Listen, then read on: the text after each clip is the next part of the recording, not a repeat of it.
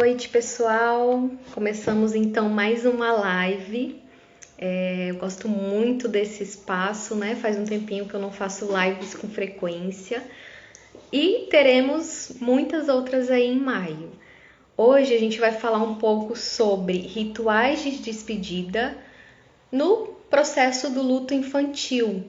E eu trouxe duas colegas, né, de profissão, duas convidadas especiais que trabalham com o assunto, que pesquisam, que estudam o assunto e que eu tenho certeza que vão contribuir muito aqui para o nosso aprendizado, né, para a gente poder então utilizar isso no nosso dia a dia e também reconhecer, acolher, né, e auxiliar aí no processo de luto das nossas crianças.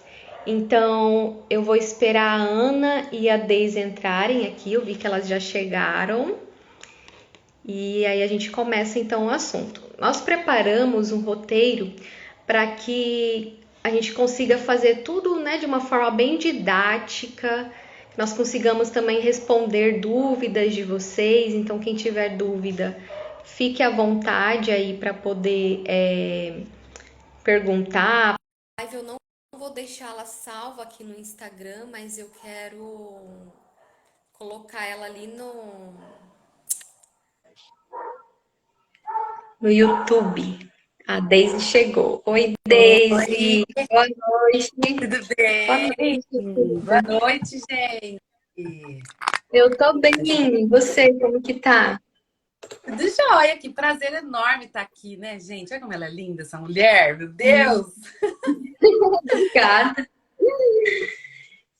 Vamos iniciar a nossa live daqui a pouquinho. Eu estava aqui explanando um pouco sobre a temática de hoje, que é uma temática tão importante, né? E que eu trouxe vocês duas, porque eu acredito que vai contribuir muito para a discussão. A Ana, que além de psicóloga, né, mestre em psicologia recentemente agora, ela estuda muito a questão dos rituais, então vai contribuir muito. E você que trabalha muito também com essa questão do luto infantil, que trabalha com as crianças, que tem alguns cursos voltados também para a área, né, para o desenho, que eu vi já alguns cursos sobre luto infantil. Oi, Ana! Boa Oi, gente, noite. boa noite. Bom, estava aqui apresentando vocês, apresentando a nossa temática, e acho que Uhum. podemos começar, né? Vamos começar pela Ana. Nós pensamos em trazer primeiro essa parte um pouco sobre o que é um ritual de despedida, por que que é importante. Então, eu Uhum. vou pedir para a Ana se apresentar, e depois a gente vai seguindo o nosso roteirinho, e quem quiser perguntar também, fique à vontade, né? Sejam bem-vindas, meninas, e muito obrigada por terem aceitado participar desse momento aqui comigo. Imagina, eu que agradeço o convite. Já é para me apresentar, então? Isso, Tá, presente para nós. ok. Bom, meu nome é Ana Paula. Eu me apresento como Ana, né? É mais comum as pessoas me chamarem de Ana, mas agora eu estou incorporando Paula no rolê, que é meu nome completo, né? Eu sou psicóloga, tenho mestrado em psicologia, né? E acho que basicamente é isso, assim, eu estudo morte, minha área de estudo não é necessariamente o luto, mas sim a morte, né? A morte, os seus rituais, as suas representações, né? Meu trabalho de mestrado envolveu as representações da morte nos profissionais do serviço funerário, então mais ou menos essa minha linha de pesquisa, assim, de estudo e de trabalho aqui no Instagram, que é a relação do homem com a morte, né? E sou psicóloga clínica, faço atendimentos, né? Inclusive agenda aberta. Desculpa o cachorrinho, porque ela é fifi, ela vê o pessoal passando aqui na janela e começa a latir. Então vai ter uns latidinhos de vez em quando. Mas é isso, assim. Tranquilo. É, acho que basicamente essa sou eu, profissionalmente, né? E aí vocês entendem por que que eu trouxe ela, né, gente? Maravilhosa. Como ela mesmo diz, né, não é apenas o luto especificamente, mas a morte, né, e a relação de nós com a morte. Então, quando eu Uhum. pensei na questão dos rituais, eu não consegui visualizar ninguém melhor do que a Ana. Então, Ai, que vamos falar um demais. pouquinho, né, sobre o que que é ritual, o que que é, Uhum. afinal de contas, ritual de despedida. Eu fiquei em dúvida na hora que eu pensei, vamos por rituais de despedida, rituais fúnebres. Então, o que é um ritual, né? Qual a diferença Uhum. de um ritual fúnebre, por exemplo? Aham. Bom, os rituais, eles estão ligados assim na forma como as pessoas elas resolvem questões de mudança, né? De mudanças de períodos da vida. Então, os rituais eles são conjuntos de condutas, né? Que podem ser tanto individuais quanto coletivas, que tem um significado carregado assim de uma simbologia.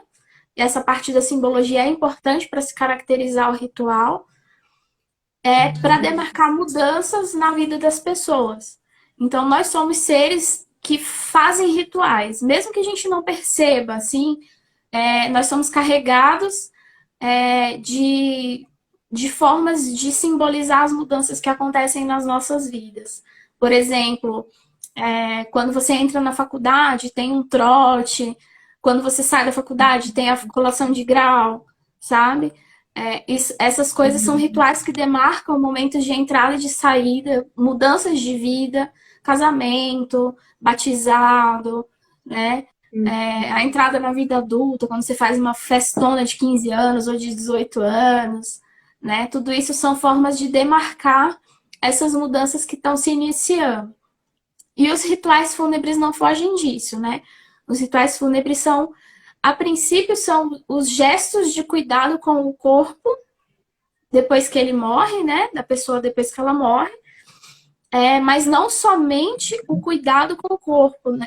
Tem esse prolongamento que é simbólico, tem um sentido diante disso tudo que é além do ato técnico.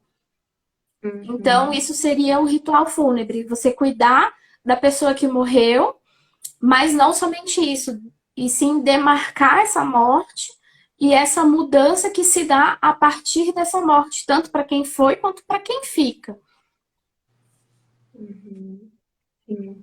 E essa dúvida entre um ritual fúnebre e um ritual de despedida, essa diferença seria basicamente, né, talvez essa questão da gente utilizar um ritual de despedida como algo que vai além desse cuidado com o corpo, como abarcando Exatamente, essa parte seria fúnebre, né, do corpo também, mas de significado. Seria isso. isso. Porque a gente Entendi. tem uma forma de chamar que seria o cerimonial. O cerimonial é o ato mais técnico, digamos assim, porque ele não tem tanto, não está tão embutido de significado. Então, o cuidado com o corpo, por exemplo, lavar, tamponar, colocar no caixão, né, cuidar, fazer a maquiagem e tudo mais, são atos técnicos. Mas o fato de você velar aquele corpo, por exemplo, já é um ato simbólico. Então, tem essa diferenciação, né? A simbologia da coisa é o que transforma um ato técnico num ritual. Quando você carrega aquilo de significado, de sentido, ali vira um ritual. Uhum. E você falou um pouquinho de como eles acontecem na nossa sociedade, não só diante, da morte, mas em outros momentos da vida, né? Demarcando essas mudanças. Por que que eles são tão importantes para a nossa vida, né? Por que que a gente precisa desses rituais e principalmente nesse contexto da morte? Por que que eles são importantes? Bom, nós somos seres que fazem esses rituais para, digamos que, conter a perturbação da mudança e nos preparar para o novo momento. Então, a gente demarca esses momentos através dos rituais para conter um certo desarranjo, né? Conter essa perturbação, esse descontrole e instaurar essa nova ordem, né? Essa nova mudança, as coisas que vão se dar a partir daquele momento. Então, por isso que é importante, nos ajuda a simbolizar, a ter mais controle, né? Nós somos seres que são meio viciadinhos em controle, né? A gente quer cuidar de tudo e ter a nossa mão em cima de tudo, assim. Então, é uma forma também de demarcar isso, né? De controlar o que dá para ser controlado diante das mudanças que são inevitáveis, né? Na maioria dos casos, como na morte. Principalmente, né, na questão da morte, que por mais que às vezes seja uma morte esperada por conta de um adoecimento, as reações diante desse fato, nós não temos essa certeza, né?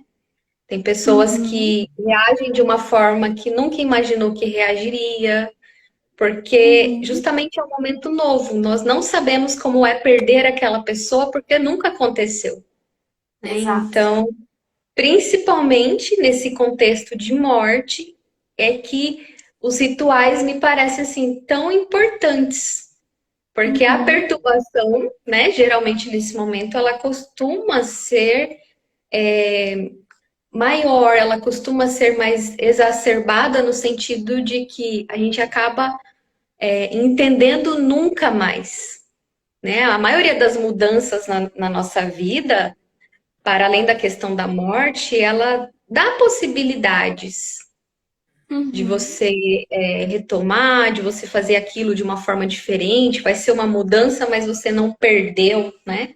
Então, são rituais apenas pela mudança em si, nem sempre pela perda do todo. E na morte, não, né? Na morte já tem essa perda concreta de uma vida toda conhecida com aquela pessoa antes, né? E que agora vai ser totalmente diferente. E que nós não temos noção de como vai ser esse diferente.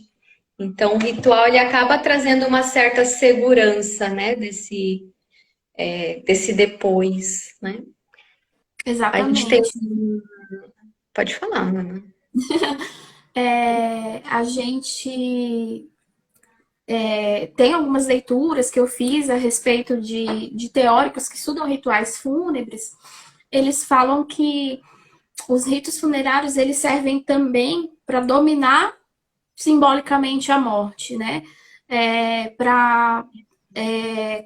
Em alguns casos, para confortar, para desculpar, para mitigar um pouco daquele peso, né? Da morte, mas também ele tem uma função ulterior, assim, é uma função que a gente chama de função latente, que não é algo assim consciente, né? A gente faz para dominar a morte, né? A gente colocando esses rituais fúnebres, assim, a gente controla o estado que o corpo tá, coloca o corpo num lugar, faz determinadas coisas com o corpo, né? Vela, incinera ou enterra. A gente faz isso para tentar controlar a morte, porque em última instância somos todos apavorados por ela, né? Todos nós temos medo de morrer. Então, quando a gente vê a morte do outro, a gente também se depara com a nossa morte. Então, em última instância, a gente também busca esse controle diante dessa coisa que é incontrolável, né? Então, a gente busca atenuar, de certa forma, né? Esse peso todo que ela carrega. Sim. A Cris, ela perguntou aqui, inclusive é a outra parte que a gente entraria um pouco aqui, né? Sobre os rituais e a questão da pandemia. Ela fala assim: nas perdas de vidas pelo Covid, muitas famílias não puderam fechar esses ciclos através dos rituais fúnebres. Como aliviar isso, já que não houve despedidas? E aí, Uhum. juntamente com a pergunta da Cris, eu já queria entrar na nossa outra parte. Eu tô olhando aqui pro ladinho, gente, porque eu fiz um script aqui para não me perder, que é Aham. justamente sobre essa questão do ritual diante da pandemia, porque Uhum. tinha muito bem estruturado o ritual antes da pandemia, que aí, se a gente for Uhum. para uma discussão mais profunda, eu acho que talvez nem era tão valorizado assim, né? De um todo, da participação, dessa imersão mesmo das pessoas nesse momento, e que durante a pandemia ficou totalmente diferente, mudou um pouco mais para o online, reduziu o tempo, se pode ver ou não ver, poder tocar no corpo, né? Então, assim, quais perspectivas você vê nessa questão de mudança dos rituais de como a gente conhecia para daqui Uhum. para frente em relação a esse contexto pandêmico? Será que você acha que vai mudar muito? Você acha que vão surgir ou já estão surgindo novos rituais e que Uhum. talvez tenha a mesma eficácia ou não? Uhum. Com a interrupção da maioria dos rituais que a gente costuma fazer, né, que eram o velório, aquele tempo que a gente tinha para velar o corpo e juntar os entes queridos do falecido, para que eles comungassem ali naquele momento, né, para ficar em comunhão e suporte uns aos outros, as pessoas tiveram isso interrompido. Então, para muitas pessoas não rolou essa oportunidade de ritualizar. Outras deram seu jeitinho. Então, algumas formas foram se delineando, tanto partindo das próprias empresas que inventaram a questão do velório online, né, que era utilizado só em caso de se a pessoa está viajando e não pode comparecer e tudo mais, ou alguém que está adoecido e não pode sair de casa, era geralmente só usado para isso, né? E isso acabou se popularizando. Então, foi uma ferramenta que as pessoas desenvolveram para tentar contornar ali o fato de não poder estar junto fisicamente, né? Então, assim, a gente tem essa capacidade de ser maleável diante do ritual. O ritual ele não precisa ser aquela coisa fixada em pedra, né? Basta que ele tenha o significado, o ato simbólico. Então, pode ser você acender uma vela na janela de casa, já pode ser um ato simbólico considerado um ritual, né? Mas essa coisa da comunidade estar perto foi algo que impactou muito. E esses impactos a gente só vai ver mais para frente, né? Nos casos de luto complicado que forem surgindo por aí, por pessoas que não puderam velar os seus entes queridos, né? A gente ainda está conhecendo quais são esses impactos, na verdade, né? Não tem como eu ditar aqui o que vai se dar, né? Porque a gente ainda está vivendo isso, né? De certa forma, já deu uma diminuída boa, sim, mas as pessoas que foram impedidas disso 1, 2 anos atrás, a gente vai ver esses impactos aparecendo a partir de agora, né? Sim, inclusive, acho que é o que tem chego também, assim, né? Que tem chegado agora também nessa questão da clínica, né? Tipo, Uhum, lutos do Covid de 1, 2 anos atrás e que estão aniversariando, por exemplo, 1 ano atrás, 2 anos atrás, agora que a sociedade está retomando um novo normal, né? E que a pessoa uhum, está vendo, puxa, eu perdi aquela pessoa, agora tá tudo voltando ao normal, como assim, né? uhum. E teria algo para amenizar isso? Você acha que agora dá para a gente fazer algo para amenizar esses impactos? Em termos de rituais, por exemplo, se a pessoa não pôde ritualizar lá no momento, ela poderia ritualizar agora? Eu acredito que sim. Eu acredito que não tem. esse tempo exato para você fazer o ritual, né? Tanto que existem algumas comunidades, assim, que demoram muito tempo para velar seus mortos, ou que enterram e desenterram depois. Então, essa coisa do rito fúnebre, ela se estende por muito tempo, por meses ou até anos. Então, acho que o importante é buscar ritualizar de alguma forma, né? O ritual você pode inventar o seu ritual. Você pode ir no aniversário da morte da pessoa, agora que está permitido sair. Você pode ir, juntar todo mundo e fazer uma missa, fazer uma oração, fazer uma leitura de alguma poesia, lá no cemitério, por exemplo, né? Juntar as pessoas queridas agora, né? E buscar outros meios, né? Buscar, principalmente em relação a fazer isso de forma conjunta, talvez, porque foi o que mais se perdeu, né? Porque se você não podia ritualizar em conjunto, 2 anos atrás, você podia acender uma vela na janela, você podia escrever uma carta, você podia inventar a sua forma particular de ritualizar. Mas talvez agora buscar essa coletividade, buscar conversar com as pessoas, porque isso não se perde assim, né? Não é tão fácil de esquecer uma pessoa que se vai, né? Então, buscar, talvez, juntar essas pessoas num momento simbólico ali para ritualizar agora. Acho que não tem tempo, assim. Posso estar falando besteira, mas nunca li nada de que você tem um tempo X para poder fazer o ritual, sabe? Sim, eu acredito que seja muito, e que está acontecendo, nessa nossa mudança de compreensão do que é um ritual de despedida, Uhum, que é um ritual uhum, fúnebre, né? uhum, Porque ele não precisa, igual você mesma disse, ser apenas naquele momento ali do enterro, né? Do velório. Ele pode continuar acontecendo, no uhum, sentido de você homenagear, né? Estar também lembrando dessa pessoa uhum, que faz parte do processo de luto, porque a gente sabe que o luto não é você se esquecer, se desligar dessa pessoa.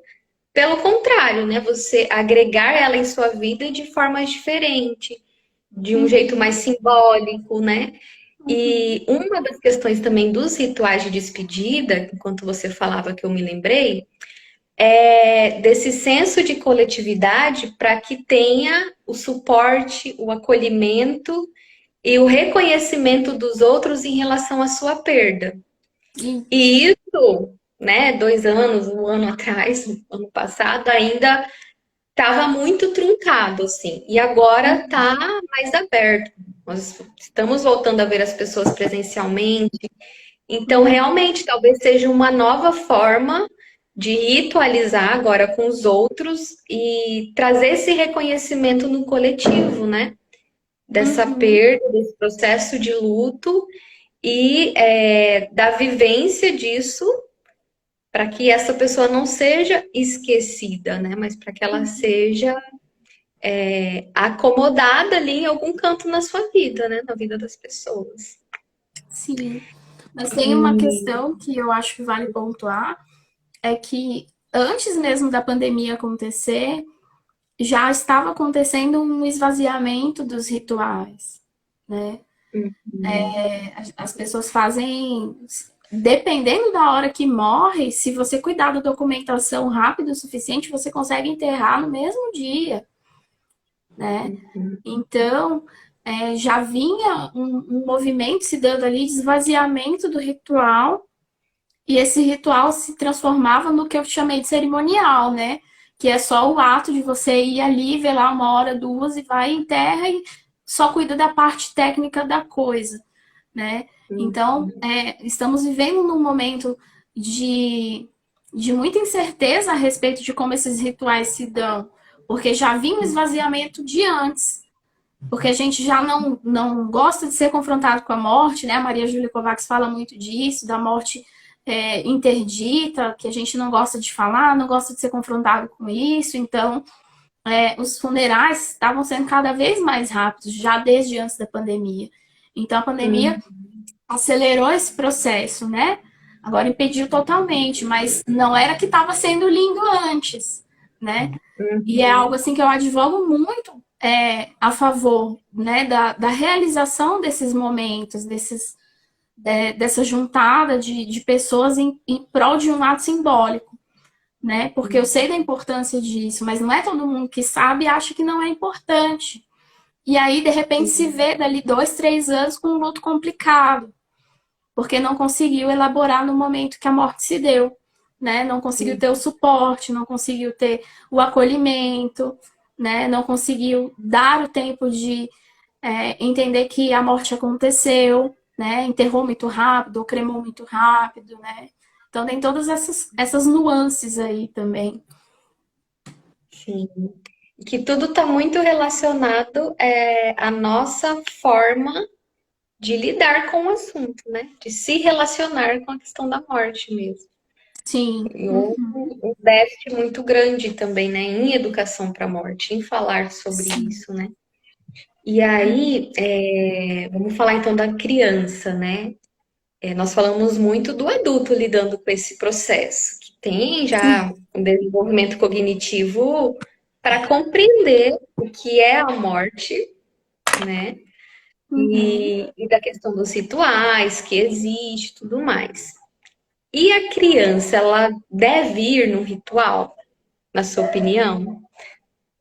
Aí a gente vai Na minha daqui opinião, a ela pouco falar deve também. ir, né? E eu acho que a Daisy vai conseguir elaborar muito melhor que eu esse assunto, mas na minha opinião a criança deve ir e ela deve ser educada a respeito do que é a morte, né?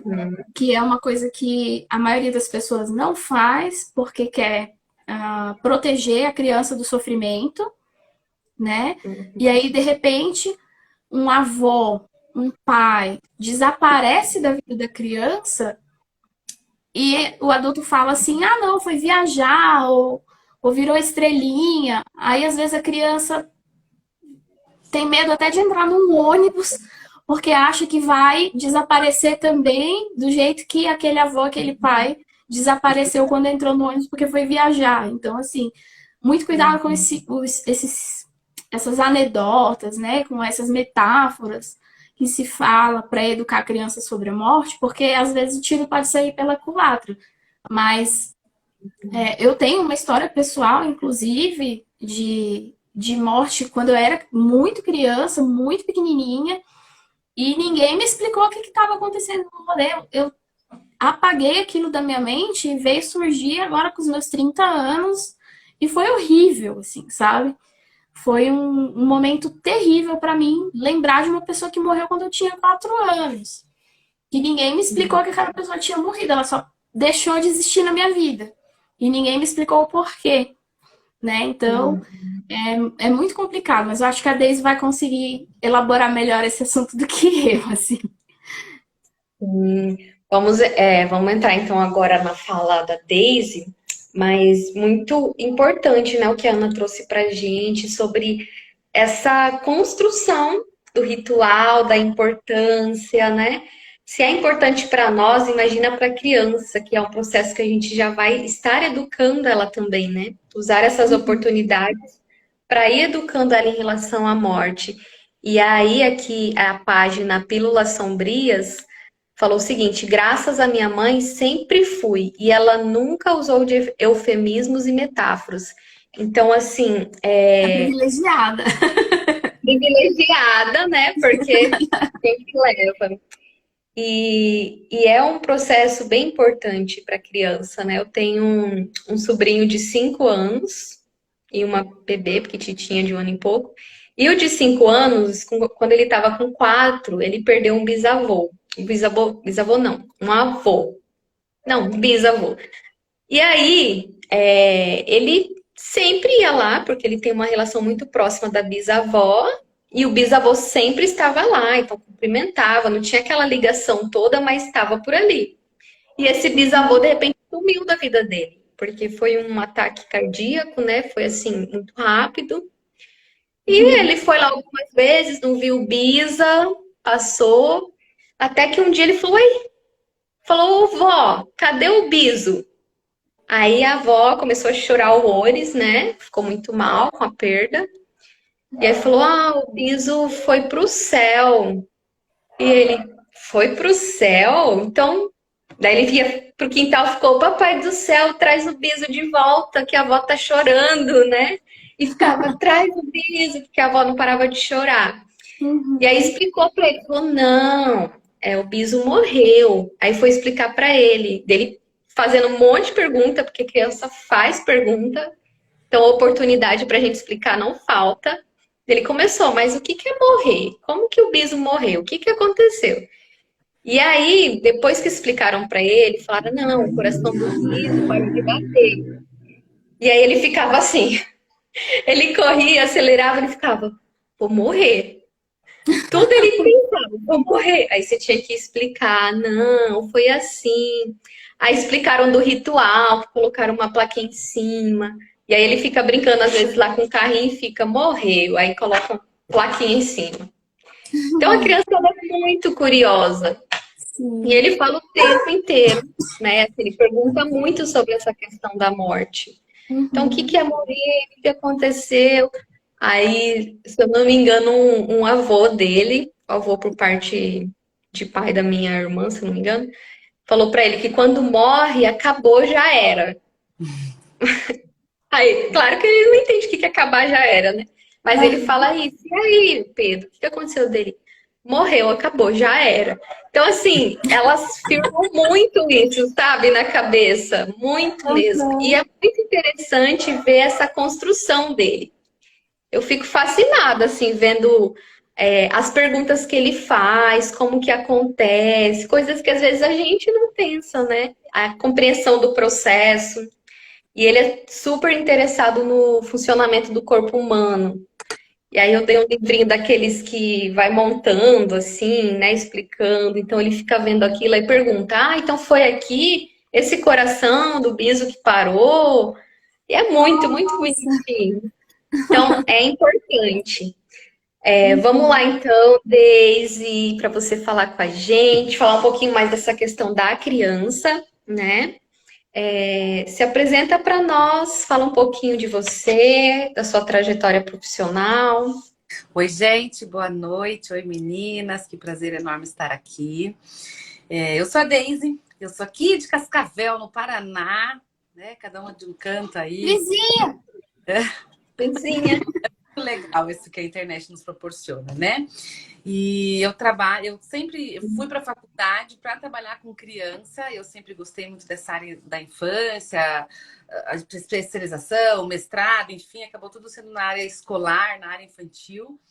E aí eu falo que a morte ainda na faculdade caiu de paraquedas no meu colo e eu comecei a ler sobre ela.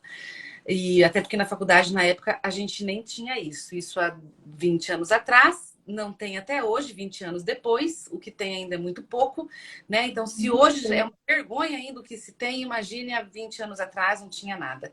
E aí eu comecei a estudar, enfim, sempre achei até que as duas coisas não tinham nada a ver, porque falar de criança é falar de vida e falar sobre morte é tão diferente, mas falar de morte é falar de vida, é falar de família, é falar de construção, né? E a criança, tudo que nasce um dia morre. E a criança, quanto antes ela entender esse processo, mais leve fica. Não fácil, mas não precisa ser traumático, né? Quando a Ana falou assim, nossa, quando eu entendi a morte, me levaram lá no lugar.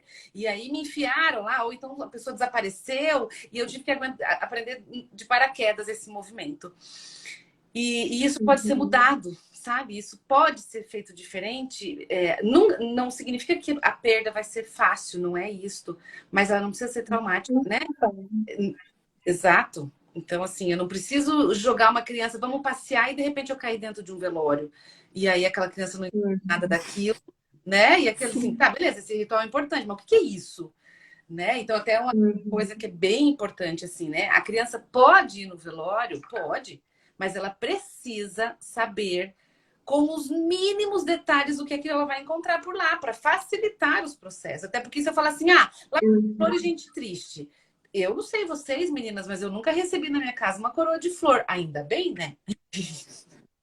Então, aquele Uhum. tipo de flor a criança nunca viu a mãe recebendo ou alguém recebendo. Então, é um tipo de flor Sim. diferente. Aquilo, as pessoas estão em silêncio, né? As pessoas estão falando baixinho, tem gente chorando, tem gente fazendo escândalo às vezes. Então, a gente tem todo esse processo. Uhum. E é bem isso que estão falando, né? A ancestralidade, a questão de quem veio antes não está mais aqui, né? Então, o nosso bisavô, tataravô, papai, e daí a gente já vai explicando. E a gente pode explicar a morte para a criança do dia que acabou. O sol foi embora, né? E para acabar este dia, para começar um dia novo. Então é preciso que a lua vá embora para que o sol apareça, que o verão acabe para que o inverno possa chegar. E isso é natural. E se eu entendo que isso é natural, se a morte é algo natural, a criança também começa a entender que a morte é natural. E a Ana falou uma coisa antes ali que eu acho que é muito significativo. Os rituais de fúnebres já estavam sendo diminuídos a quantidade de pessoas e de horas. É. Onde Uhum. as pessoas bastante racionais falam assim: ah, ainda bem que é pouco tempo, né? Porque aí não precisa ficar sofrendo lá. E só agora, com a pandemia, é que as pessoas começaram a perceber, e acho que foi a primeira vez na história, sei lá, né, que o ritual do fúnebre foi tão valorizado. A importância das pessoas de ter essa despedida, de estar ali, de ver aquilo, o quanto isso tem um significado dentro da pessoa. E como a Ana falou, para a criança, não necessariamente precisa ser aquele ritual, mas tem que ter um ritual. Tem que ter uma passagem, tem que ter alguma coisa. Se for possível, se essa criança, se essa morte não for uma morte muito. Porque existem alguns perfis de morte, tem alguns autores, por exemplo, Isa, que falam que alguns tipos, né, algumas situações da morte que aconteceu, ela pode causar na criança, dependendo da maneira com que for tratado, algumas situações ruins àquele ritual. Um rosto muito desconfigurado, uma morte repentina de um acidente, uma violência, onde tem outras coisas envolvidas nessa morte, e às vezes ninguém da família consegue preparar essa criança. Então, que algumas situações pode até ser melhor que seja feito um ritual paralelo com essa criança. Mas que muitas vezes, sim, né? Se a gente conseguir trabalhar direito isso, se essa criança, eu explico tudo o que é aquele lugar, o que vai ter, o que é esse ritual. E eu vou perguntar para ela, você quer ir? E aí, se essa criança quiser, super bem-vinda. E se ela não quiser, Daisy, aí a gente vai criar outro ritual. Que a gente vai ter outras situações de despedida, mas o que ela precisa saber, que é o grande problema que a sociedade está vivendo. Então, assim, as nossas avós e bisavós, talvez vocês devem lembrar, meninas aí, nossa, não perdia um evento fúnebre. Porque imagina que o vizinho do vizinho, Sim. fulano do vizinho morreu e eu não vou? Ai, que falta de respeito! E tava lá todo mundo arrumadinha, de pretinho, bonitinho, tudo quanto é velório que tinha. Hoje, a nossa geração não sente essa obrigação enquanto uma obrigação moral ou coisa parecida, né? Então, também o número de pessoas reduz. Esse ritual, eu acho que ele é bem importante porque a gente percebe que os outros estão. Essa semana mesmo, um paciente falou assim, foi o pior momento da minha vida, o velório do meu filho. Mas foi importantíssimo para este pior momento da minha vida eu ter o abraço das pessoas. Eu não sei o que teria sido se eu não tivesse isto. Então, o coletivo, né, que a Ana falou assim, a gente pode trazer esse coletivo para agora, talvez, porque é isso que as pessoas precisam, desse eu não estou só, né? Eu tenho outras pessoas que também estão me amparando da forma como cada um pode, enfim.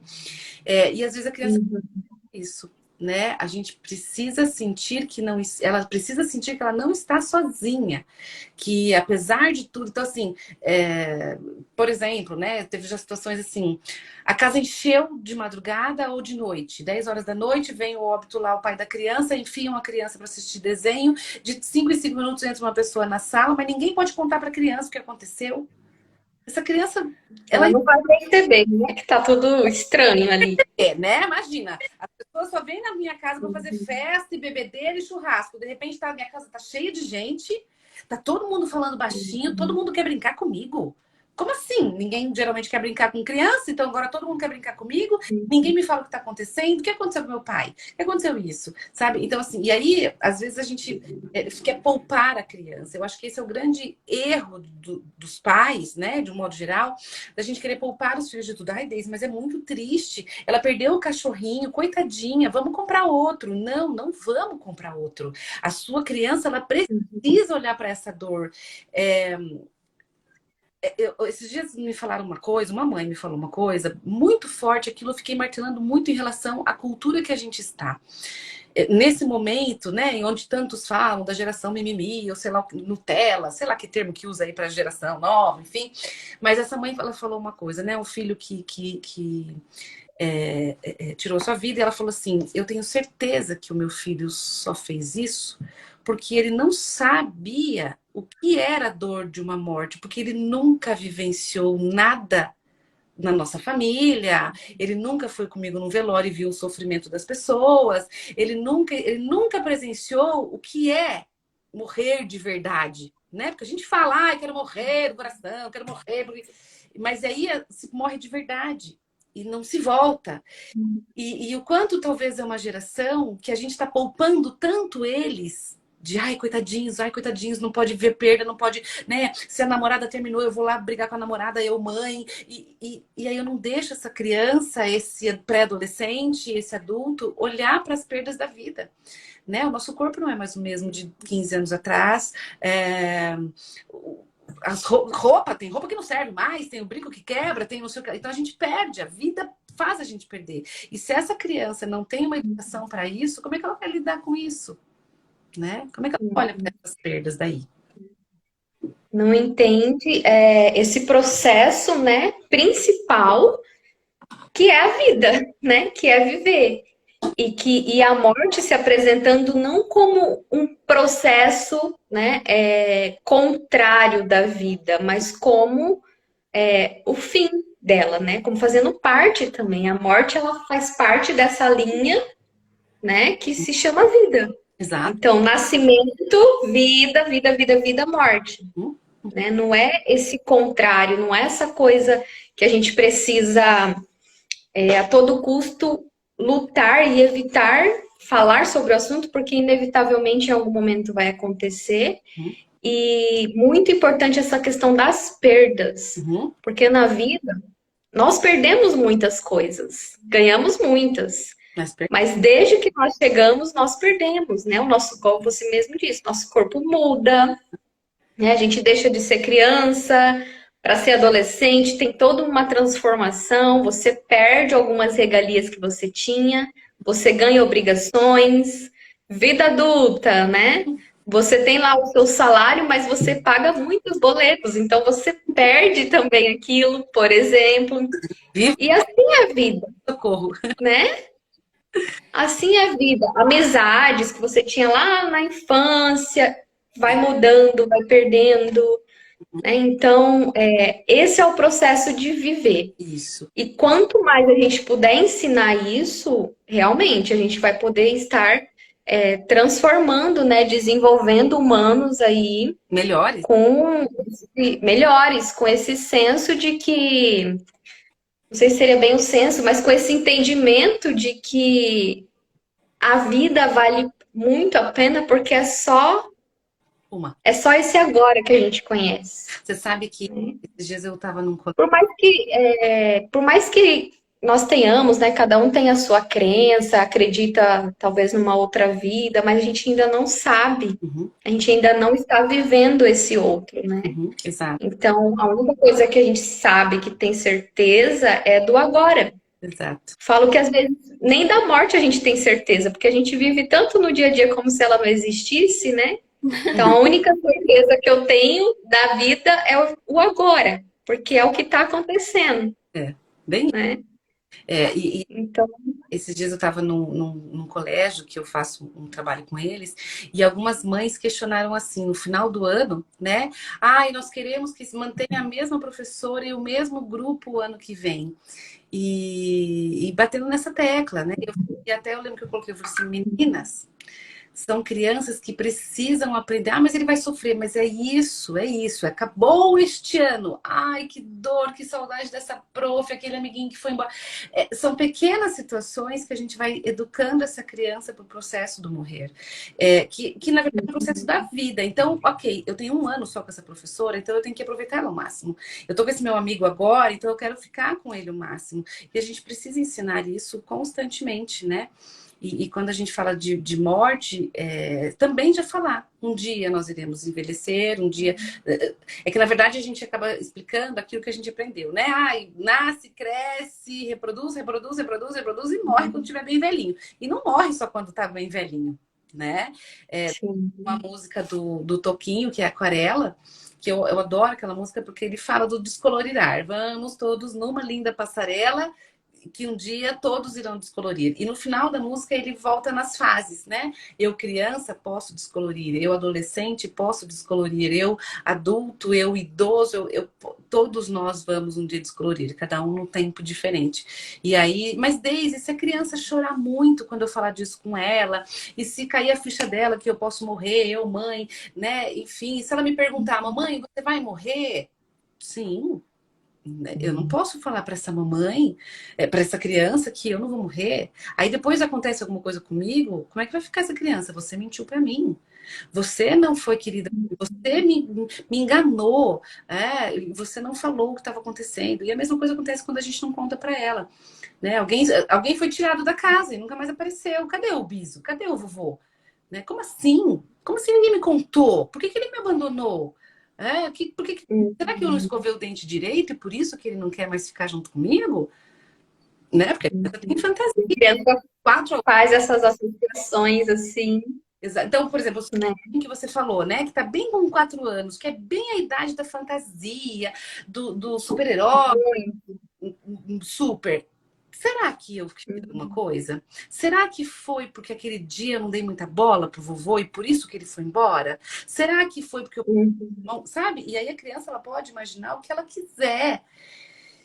E aí? Exatamente. Eu lembrei de uma coisa engraçada agora, assim, de uma associação que ele fez essa semana até, porque a Bisa tá bem senhorinha, bem velhinha, né? E aí, para ele entendeu, né? Com certeza explicaram isso para ele, que quando a pessoa fica velha, vai ficando velha, ela vai morrer. E aí, o que que ele fica? Ele fica assim, nossa, meu pai tá ficando velho, né, tia Ju? Daí ele já fica com aquela, sabe? E aí ele foi na casa dessa Bisa e chegou lá, a Bisa um pouco mais velhinha, e nesse dia ela não tava com inchaço assim nos pés, nas pernas, então ela tava menos inchadinha, mais magrinha. Aí ele chegou, ficou olhando pra ela, ficou olhando, aí perguntou: "Vó, você morreu? Tipo, você tá tão sequinha assim, tá tão velhinha, você tá viva mesmo?"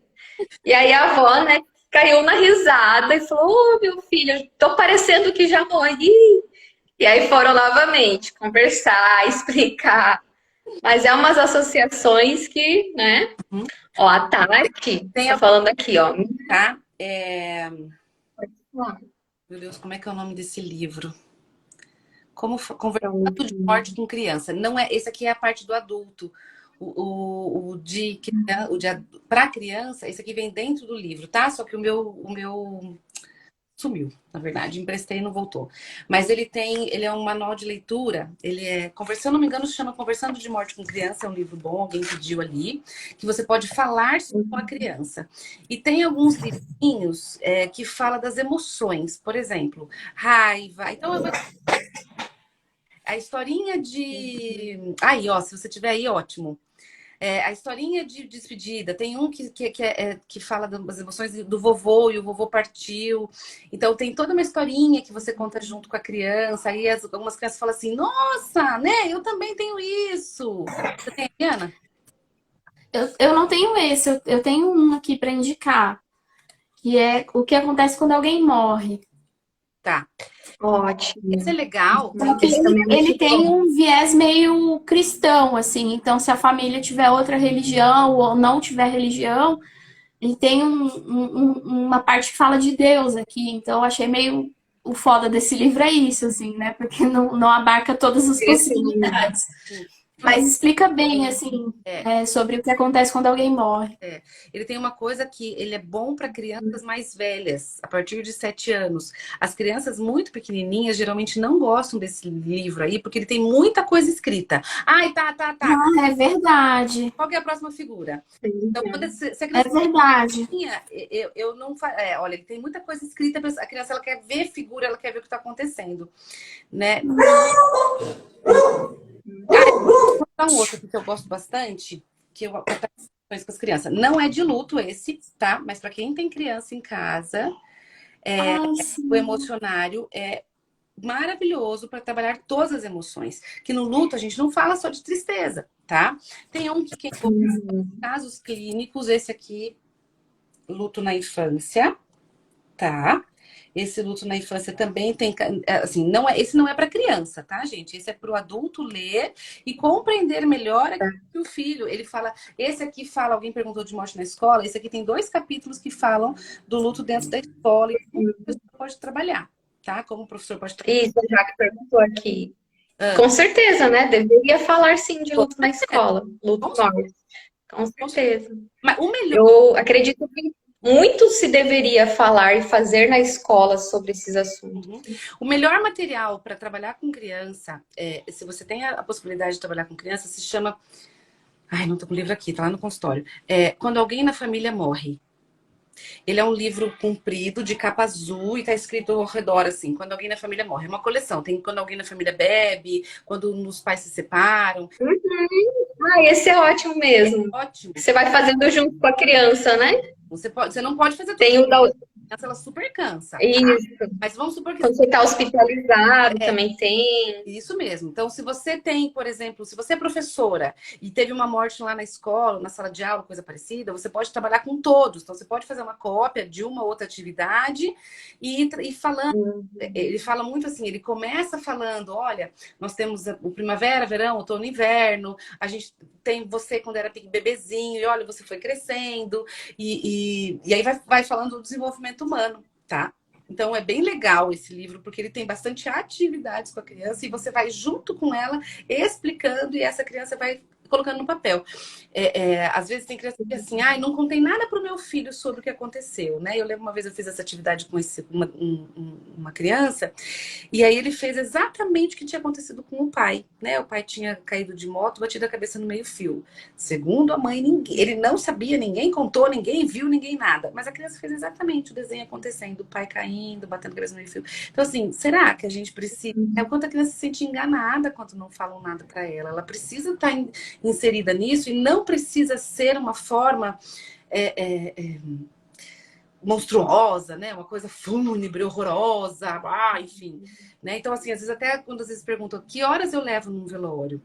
E se eu quero levar só para a criança ver e voltar embora, porque geralmente é isso, a criança vai, ela olha para o chão, partiu correr, e essa criança vai brincar, tá? E pronto. Eu olhei para a cara das pessoas. Sim.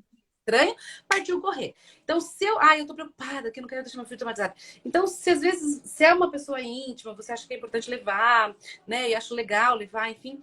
Então, leva no horário que você sabe que não vai ser tão difícil, sabe? Por exemplo, a hora que tá fechando o caixão, é um horário difícil para as pessoas. Então, geralmente é um horário que tem bastante choro, né? Então, talvez essa criança pode ficar achando estranho isso ou não, talvez não está preparada para alguma situação, a gente não sabe como que as pessoas vão reagir também, porque as pessoas só reagem diante da situação, né? Mas isso eu tô falando principalmente para as crianças pequenininhas. As crianças maiores, talvez elas já consigam compreender, Já entendo mais, né? né? De não retornar, de não voltar, né? E esse é um ponto importante, né, para a gente pontuar, que assim, ao lidar com a questão da morte com a criança, é essencial, né, a gente compreender um pouco desse desenvolvimento cognitivo também dela. Uhum. né? E aí nós vamos explicar e falar disso com ela a partir dessa compreensão. Então, uma criança muito pequenininha, 2, 3 anos, ela talvez ainda não entenda o conceito de morte, mas ela sabe o que é ausência, ela sabe o que é a separação. E aí a gente vai explicando a partir disso, né? Tá. É uma criança maiorzinha que sabe o que é a morte, mas ainda ela não entende que essa morte é irreversível. Então, ela inclusive, muitos desenhos mostram, né, a questão da morte, o bichinho lá morreu, né, o coelhinho lá correu, morreu, e aí daqui a pouco ele volta, né, cai a bigorna em cima e ele aparece. Então, essa questão da irreversibilidade da morte. Uhum. Um outro conceito, né, da questão da pessoalidade também. Então, assim como os outros morrem, ela também vai morrer, né? Então, a universalidade. Uhum. E por aí vai. Então, a gente precisa avaliar isso também. Então, os pais, né, quem trabalha com criança, precisa compreender esses momentos de desenvolvimento da vida para poder abordar de acordo com a compreensão também dessa criança, né? Para a gente não dar além do que ela vai conseguir elaborar naquele momento. Isa, E pode falar, aqui alguém está pode perguntando falar. a questão de não falar de tristeza. Não, não é que não pode falar de tristeza. Tristeza é uma emoção. Não é só tristeza. A verdade, Uhum. se você tá de luto, você tem que estar sempre triste. E não, às vezes a gente tá com raiva. Às vezes a gente tá com inveja, porque o outro tem aquela pessoa e eu não tenho mais. Às vezes a gente tá estranho, assim, uma sensação de bem-estar, mas não é nem feliz, nem triste, nem isso, nem aquilo. Às vezes a gente tem momentos de felicidade e às vezes a gente tem momentos de intensa tristeza, às vezes uma angústia. Então, não é só a tristeza, é no sentido de não só tristeza, não é que não tem tristeza. A gente tem que falar, até porque é o movimento maior de dor, né? Acho que tem mais uma pergunta aqui. Agora, os cemitérios, vocês acham que isso traumatizar? Eles terem esse contato? Tá, Jaqueline, eu até comentei antes um pouquinho assim, o velório, o cemitério, ele pode ser colocado como um trauma, sim, se for colocado da maneira errada, como muitos de nós fomos colocados. O que aconteceu com a sociedade foi, as nossas avós e bisavós viviam lá, os velórios aconteciam dentro das casas, as crianças que iam contar para todo mundo que alguém morreu, e aquilo era 2, 3 dias velando até para ter certeza que a pessoa morreu, e era uma coisa muito mais centralizada. As pessoas amavam lidar com isso? Não, mas a morte estava ali, dentro da casa, dentro das famílias, etc, etc. Então, essas pessoas que eram as crianças nessa época foram aí as nossas avós, nossas bisavós, que ensinaram, por exemplo, para os nossos pais que tem que ir no velório da vizinha, que é amiga da fulana, da ciclana. E aí a gente ia junto. E aí os nossos pais não foram orientados a explicar para uma criança, no caso nós, o que é que a gente ia fazer naquele lugar. E simplesmente a gente carregava junto. Às vezes não tinha com quem deixar, às vezes sei lá o quê, enfim. E lá estávamos. Na época, Né? tá? Eu sou... O que você vai encontrar lá? É, E outra questão sobre a questão das emoções que você falou, Deise, só complementando, que é muito necessário com que nós adultos nos permitamos vivenciar esse luto também, porque a criança, a partir de nós, ela vai se sentir autorizada também. certeza. Né? Então, se eu tô chorando, se eu tô triste, é importante essa criança perceber que eu estou enlutada. Uhum, exatamente. E eu explicar, né? Então, por que você tá chorando, vó? Né? Por que você tá assim? Uhum. Você vai explicar, eu tô com saudade, porque é isso que acontece quando a gente perde alguém que a gente ama. E nisso você vai autorizando ela também a se expressar emocionalmente, a entender a emoção, né? Então, educação para a morte, educação emocional, tudo trabalhando junto. Né? Exatamente, exato. É tudo muito junto. E é isso, assim, muitos de nós fomos enfiados goela abaixo numa situação de velório, que ainda tinha na época, gente, o tal do algodão no nariz. Que quem lembra disso? Nossa, sim. Eu tenho esse episódio na minha vida. Não com algodão no nariz de uma pessoa que eu nunca vi na vida e eu consigo me lembrar disso. Foi traumatizante? Foi complicado. Então, expliquem nos detalhes o que é que a criança vai encontrar, onde é que vai, para ela não se assustar.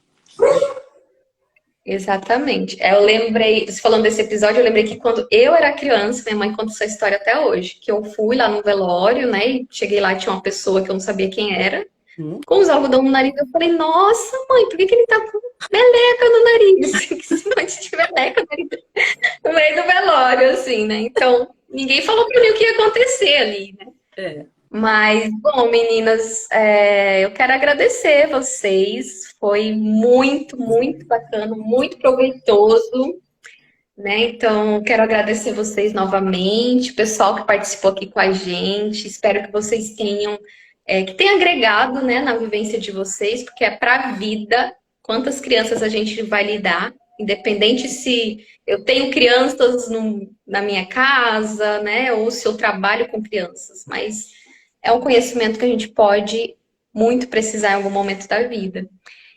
Vocês querem falar mais alguma coisa? Indicar alguns livros, né? Então depois eu vou ver se eu coloco os livros ali também nos stories.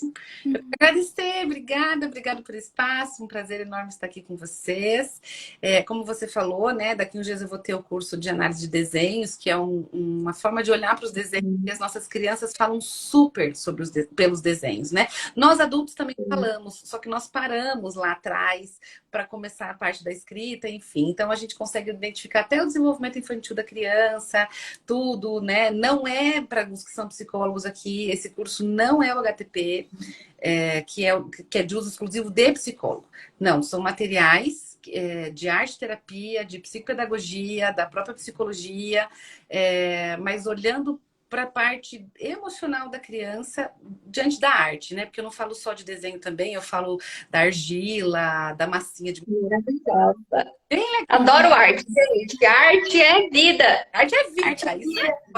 a Isa escreveu um monte de coisas bem legais sobre arte. Então, quem não segue, volta lá, segue, acompanha, vai ler, porque está muito legal também. Muito legal. Obrigada. Isso, e eu quero agradecer também o espaço, foi muito especial, eu estava com saudade de fazer live e essa foi muito bacana, assim, porque é um tema que eu adoro. Então, só agradecer mesmo. Teremos outras, né, meninas? Vamos fazer muitas Sim, está outras. cheio de live maravilhosa rolando por aí, né? Exato. Mês que vem vai ter as lives de maio, então vai ser sobre estudos, né? Estudos sobre luto. Então, toda quarta-feira vai ter uma live sobre algum assunto do luto, com texto e tudo mais para vocês lerem. Tem até o link ali na bio para vocês poderem acessar o drive dos textos. Estou perguntando aqui de adolescente. Para adolescentes, dá para fazer a questão dos desenhos? Super! Adolescente aparece super! Muitas coisas legais, é bem legal. E é isso, meninas. Muito obrigada. Agora vamos descansar, que amanhã tem mais trabalho, né? Sim. Que bom que a gente ama o que faz, porque a gente faz, claro, cansativo, né? Como é a vida em vários momentos, mas de certa forma também renova, né? Então, muito obrigada, foi muito especial e até a próxima. Até. Beijo, beijo. Beijão.